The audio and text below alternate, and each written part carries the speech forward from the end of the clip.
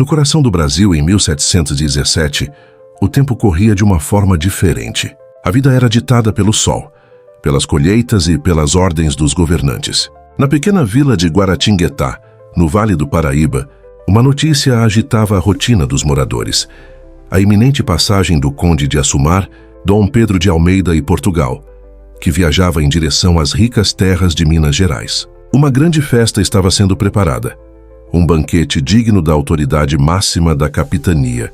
E para um banquete de tal magnitude, o prato principal precisava ser peixe fresco e abundante. Uma ordem simples, mas que selaria o destino de uma nação inteira.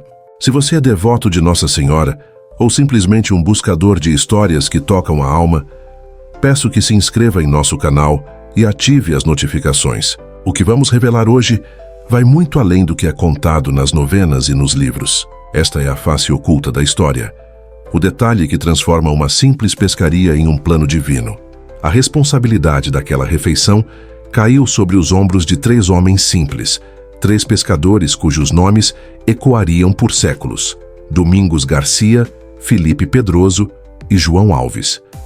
Eles não eram heróis nem santos. Eram apenas trabalhadores, pais de família, homens cuja existência dependia da generosidade daquele rio, o Paraíba do Sul. Mas naquele mês de outubro, o rio não estava para peixe. A estação era ruim. A escassez era uma realidade palpável, e a pressão da ordem do conde pesava como uma âncora em suas almas. Eles prepararam suas canoas e redes, não com a esperança vibrante de um dia farto, mas com a apreensão silenciosa de quem enfrenta uma tarefa quase impossível. O que eles não sabiam é que não estavam indo buscar apenas o sustento para um banquete, mas um tesouro que alimentaria a fé de milhões. A missão era clara, mas o cenário era desolador. Os 3 pescadores, homens calejados pelo sol e pelo trabalho árduo, lançaram suas canoas nas águas barrentas do rio Paraíba. O ar estava pesado, não apenas pela umidade tropical, mas por uma sensação de urgência e fracasso iminente. Outubro não era a melhor época para a pesca na região, e todos sabiam disso. As correntezas eram traiçoeiras e os cardumes escassos. Lançaram as redes 1-2 dezenas de vezes. Horas se passaram sob o sol inclemente, e a cada recolhida, a mesma decepção. A rede vinha vazia, pesada apenas pela água e por alguns detritos inúteis do fundo do rio.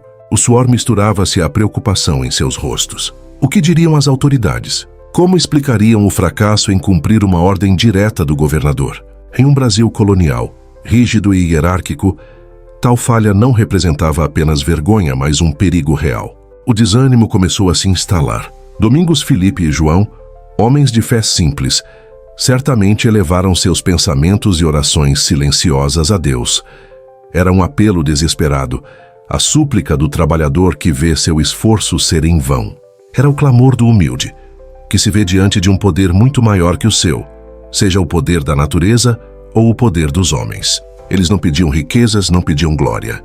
Pediam apenas o suficiente para cumprir seu dever, para alimentar suas famílias e para servir à sua comunidade. Mas o rio, geralmente tão generoso, guardava um silêncio profundo e preocupante. Mal sabiam eles que suas redes vazias eram o prelúdio não de um fracasso, mas de um encontro que mudaria para sempre o destino de uma nação. Já exaustos e quase sem esperança, os pescadores decidiram fazer uma última tentativa, em um local conhecido como Porto Itaguaçu. Era a última aposta antes de admitir a derrota. João Alves, talvez o mais persistente ou o mais desesperado dos 3, arremessou sua rede mais uma vez. Ao puxá-la, sentiu um peso diferente. Não era o arrastar pesado de um tronco, nem a leveza frustrante de uma rede vazia. Havia algo. Com o coração acelerado pela expectativa, ele e seus companheiros recolheram a malha. E o que encontraram não foi um peixe, mas algo que, à primeira vista, parecia um simples pedaço de barro, um fragmento sem forma e sem valor. Era o corpo de uma pequena imagem, escurecido pelas águas e pelo tempo, e tragicamente sem a cabeça. A decepção poderia ter sido o sentimento dominante. Na busca por alimento, encontraram o que parecia ser lixo, um objeto quebrado, descartado. Naquele contexto de urgência, a reação mais natural seria jogar aquele caco de volta ao rio e continuar a busca infrutífera. Mas algo deteve a mão de João Alves. Um impulso inexplicável, uma intuição silenciosa que o fez olhar para aquele objeto com mais atenção. A pequena imagem, mesmo incompleta, possuía uma delicadeza, uma forma que sugeria algo sagrado. Era o corpo de uma santa. Quem a teria jogado ali? Por quê?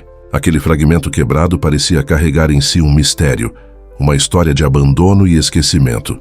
Em um ato de respeito, ou talvez de simples curiosidade, eles limparam o barro da melhor forma que puderam e guardaram o pequeno corpo na canoa. Aquele gesto aparentemente insignificante foi o primeiro passo de uma jornada de fé que se estenderia por séculos. Com o corpo da imagem a bordo, um sentimento estranho pairava na canoa.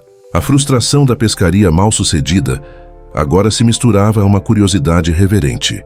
Movidos por aquela intuição que havia impedido João Alves de descartar o achado, eles decidiram lançar a rede mais uma vez, um pouco mais abaixo do local onde encontraram o corpo. Não havia uma lógica clara para essa decisão, apenas um sentimento, uma esperança sutil que havia nascido no meio do desespero. A rede desceu novamente para as profundezas do Paraíba do Sul, e quando a puxaram, o peso era mais uma vez singular. Não era um cardume, não era um tronco, era algo pequeno, sólido. Ao trazerem a rede para a superfície e examinarem seu conteúdo, um arrepio percorreu a espinha dos 3 homens. Ali, em meio à malha molhada, estava a cabeça que faltava. Uma pequena cabeça de terracota, igualmente enegrecida pelas águas, que se encaixava perfeitamente no corpo que haviam encontrado momentos antes. A junção foi perfeita. Diante de seus olhos, a imagem da Imaculada Conceição estava completa novamente. O espanto tomou conta deles. A vastidão do rio, as correntezas, o tempo. As chances de encontrar 2 partes de uma mesma estátua, quebrada há sabe-se lá quanto tempo, em locais diferentes e em sequência, eram astronomicamente nulas. Era um evento que desafiava a lógica e a razão. Ali, na fragilidade daquela pequena canoa, sob o sol do Brasil colonial, aqueles 3 homens simples não viram apenas uma coincidência. Eles testemunharam um sinal. Eles entenderam que o rio não estava lhes negando o peixe. Estava lhes entregando algo infinitamente mais precioso. A história de Nossa Senhora Aparecida começava a ser escrita não com tinta, mas com água, barro e fé. A imagem agora estava completa. Uma pequena estátua de terracota, com pouco menos de 40 centímetros, representando Nossa Senhora da Conceição. Sua cor era escura, enegrecida seja pela qualidade do barro original ou pelo tempo submersa nas águas lodosas do rio. Seu pescoço estava quebrado, uma cicatriz visível da violência ou do acidente que a separou em 2 partes, e em seu rosto, um leve e enigmático sorriso. Os pescadores, tomados por uma onda de reverência e temor, uniram as 2 partes. O encaixe era perfeito, um testemunho silencioso da improbabilidade do que acabara de acontecer. Ali naquela canoa, o foco mudou. A preocupação com o banquete do conde, a angústia da pescaria fracassada, tudo isso pareceu se dissipar, substituído por um sentimento de assombro sagrado. Eles olhavam para a pequena imagem e sentiam que não era um objeto comum. Havia uma presença, uma mensagem naquele encontro. Em um ato instintivo de fé, decidiram continuar a pescaria, mas agora com a imagem da santa ali, velando por eles da proa da canoa. E então, o inexplicável se tornou manifesto. Ao lançarem as redes novamente, no mesmo rio que por horas lhes negara qualquer peixe, algo extraordinário aconteceu. A rede que antes voltava leve e vazia, tornou-se tão pesada que eles mal conseguiam puxá-la. Não era um peixe, nem 2. Eram tantos que a pequena canoa corria o risco de afundar sob o peso da fartura. A abundância era tão grande, tão desproporcional ao que haviam experimentado antes, que eles tiveram que retornar ao porto, pois não tinham mais como carregar tanto peixe. O milagre estava consumado. O retorno ao Porto Itaguaçu não foi silencioso e derrotado como a partida.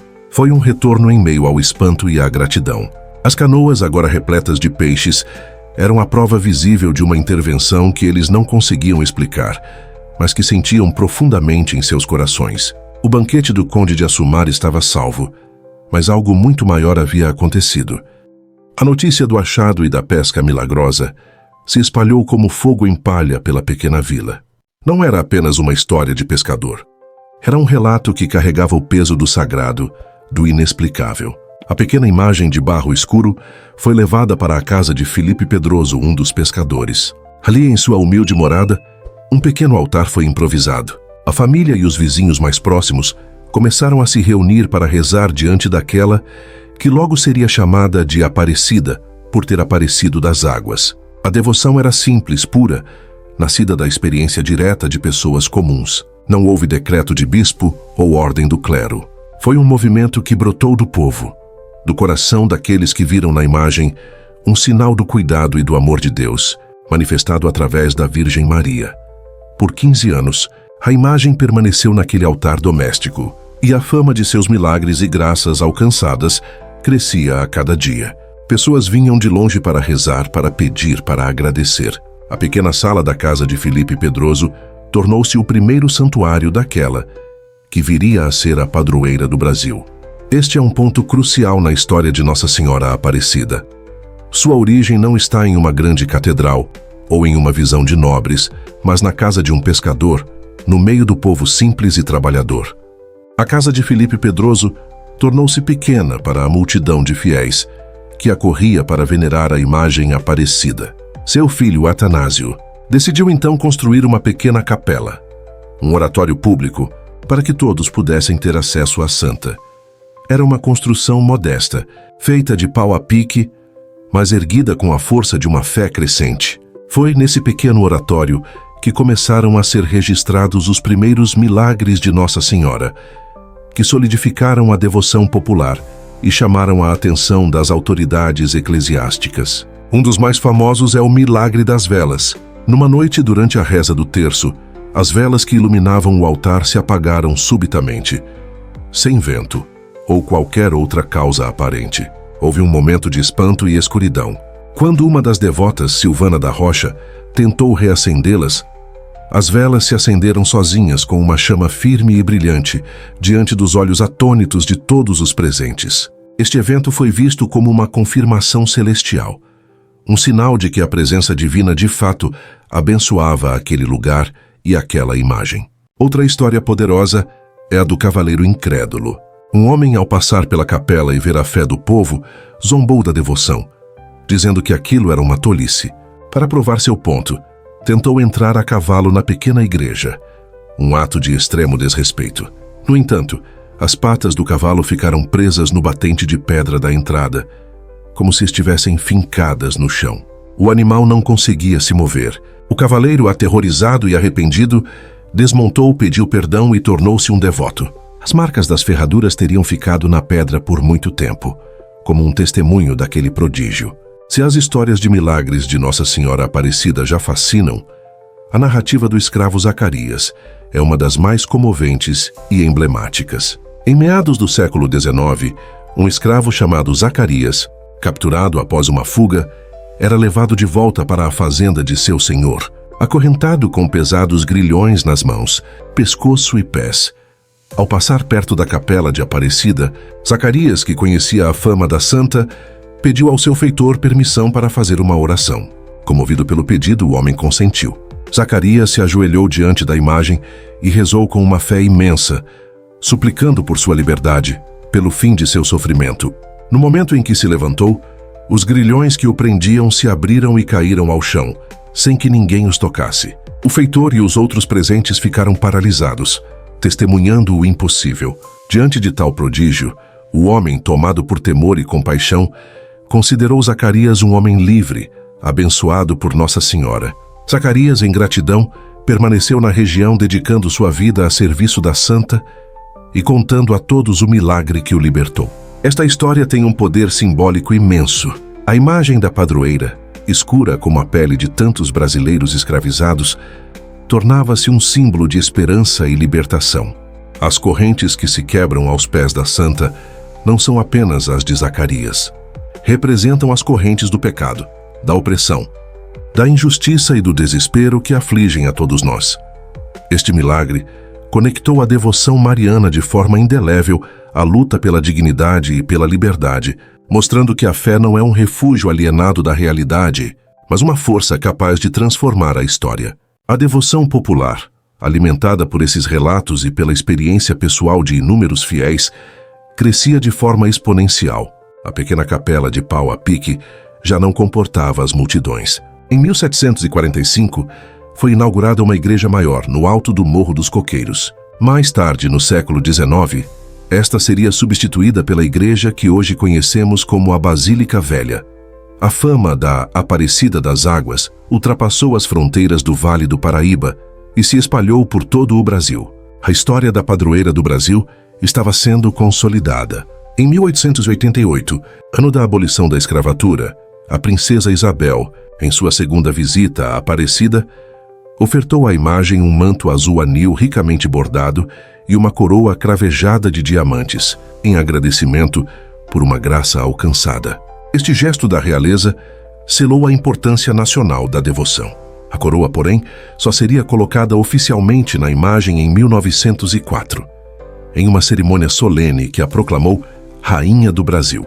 O reconhecimento definitivo veio em 1930, quando o Papa Pio XI, atendendo ao pedido dos bispos brasileiros, declarou oficialmente Nossa Senhora da Conceição Aparecida como a padroeira do Brasil. O que começou com 3 pescadores aflitos em uma canoa, havia se tornado o maior centro de peregrinação mariana do mundo. A pequena imagem de barro quebrado, encontrada em um rio, agora era a rainha e mãe de uma das maiores nações católicas do planeta.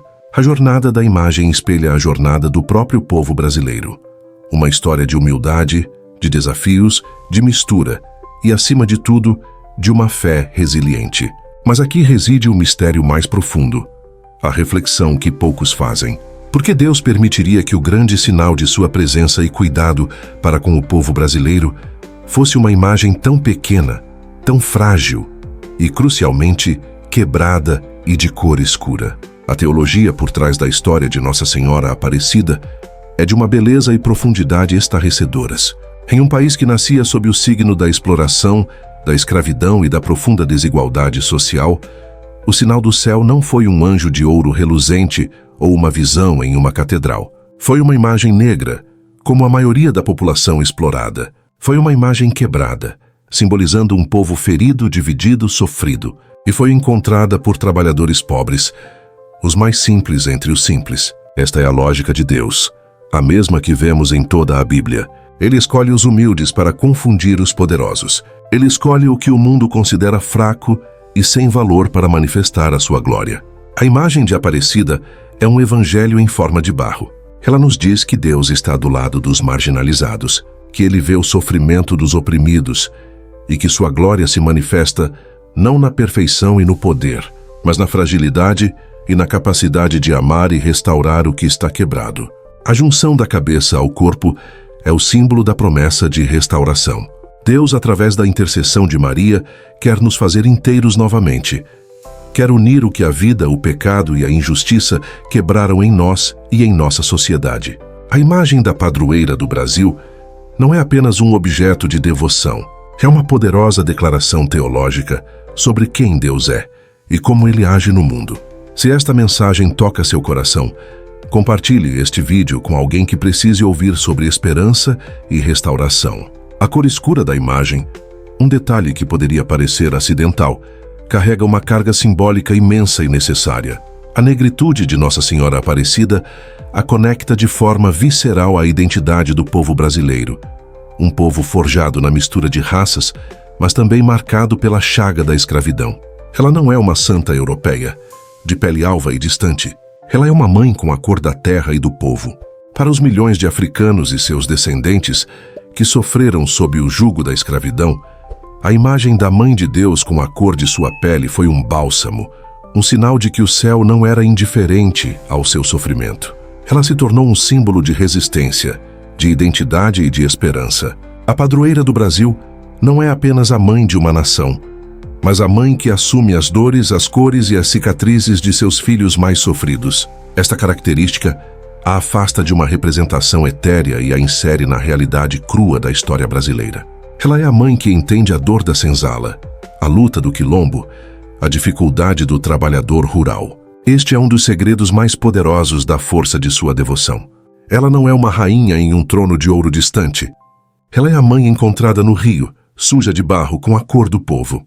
Essa identificação profunda é o que permite que milhões de brasileiros olhem para aquela pequena imagem e se sintam, de fato, olhados, compreendidos e amados. A história completa de Nossa Senhora Aparecida é, portanto, inseparável da história social e racial do Brasil.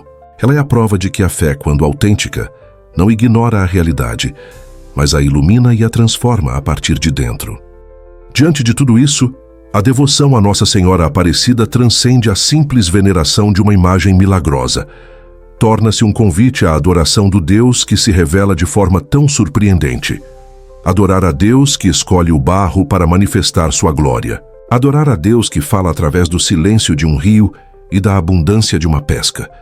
Adorar a Deus que usa o que está quebrado para restaurar a esperança de uma nação.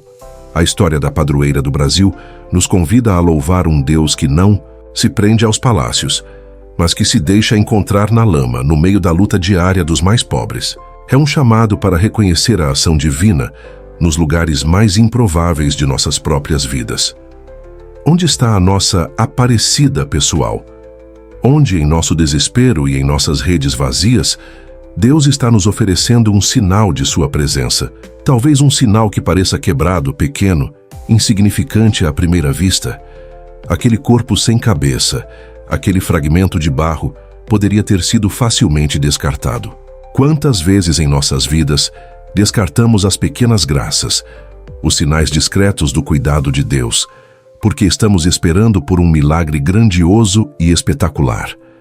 A fé que nasce em Aparecida nos ensina a ter olhos para ver o sagrado no ordinário, a encontrar o tesouro no barro, a reconhecer a realeza na humildade. Louvar a Deus por Nossa Senhora Aparecida é, portanto, louvá-lo por seus caminhos misteriosos, por sua predileção pelos pequenos e por seu amor incondicional que nos encontra onde quer que estejamos.